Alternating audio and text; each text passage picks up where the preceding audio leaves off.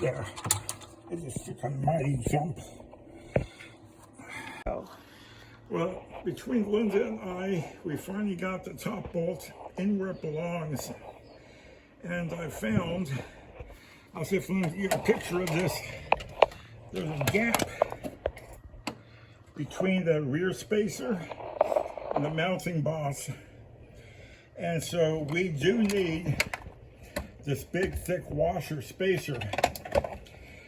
So I could go ahead, pull the bolt out, put this in place and struggle and try to get back in place again, or I can cheat. There is something called a fender or a shim, a metal shim that is used to go between a piece of mounting metal and an upper control arm on a car, for instance. And you can put them in or pull them out, put them in, pull them out. And they have a small tang or handle as part of the design. They're not fully round, but one end is cut. So it'll drop over a bolt because all you're looking to do is provide spacing. Okay, in the previous clip, we took the aluminum spacer and adhered it to this spacer washer using some ultraviolet adhesive resin. And I say that it's done pretty good. It's not coming off easy. So what I'm gonna do now is holding this in one hand. In the last clip, we were preparing to put the spacers in behind the alternator pivot boss and put that bolt through and put them in place.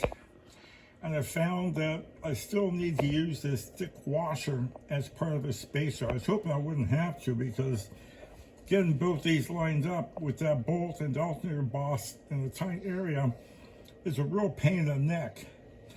So what I did today is I got some ultraviolet resin curing adhesive, and I glued this washer centered on the spacer.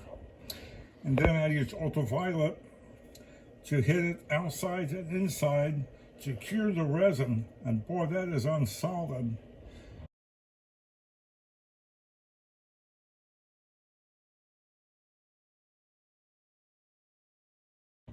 I don't know how many pounds of effort it would take to break it off, and I don't feel like trying. Because I just want to get this job over with so I can get on with other stuff. So what I'm going to do is I'm going to, with my right hand, move the alternator around as I try to get this in place, and have Linda try to get that bolt pushed back through to where this is in place, and then get that bolt threaded back into head like we had before. Okay, so you're going to hold it.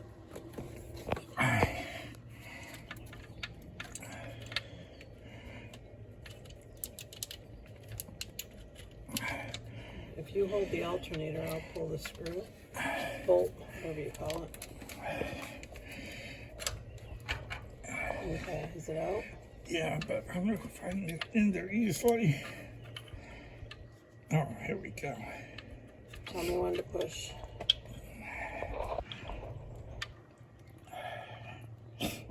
Okay, start.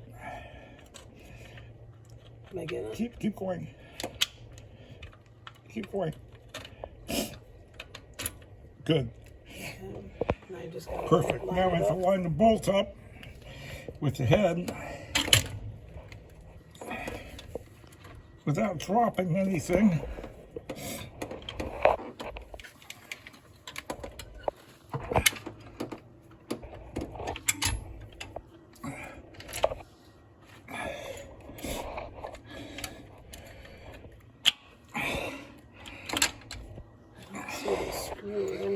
I'm not squared yet.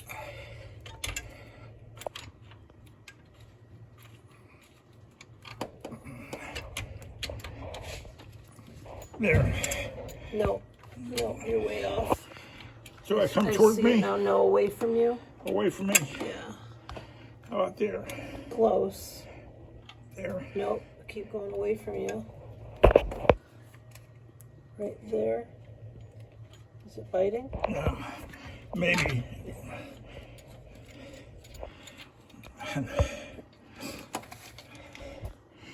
I think, hold on, get the light on there. And you annotate.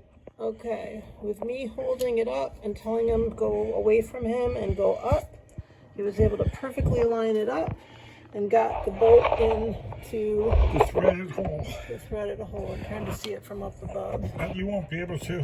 No, I did. It's right there. You can sort of see the, whoops, get the light on. I'm right here. That's it right there, but you can barely see it. Okay, now what I gotta do is get that adjusting bolt out of the alternator threaded boss in the bottom, and then get this on the adjusting arm, put the bolt back in place, and then we put the alternator belt on, and hopefully it lines up with the crankshaft pulley, and then we can get this all bolted together and finally get the wiring done. Okay.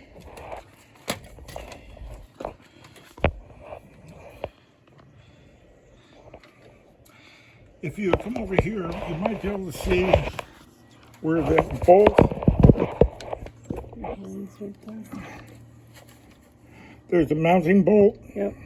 I'm going to take that out and move this alternator down on the adjusting arm and put the bolt back in place. And that'll be at the second point of retention. So we're going to turn the camera off. There's nothing really to see here.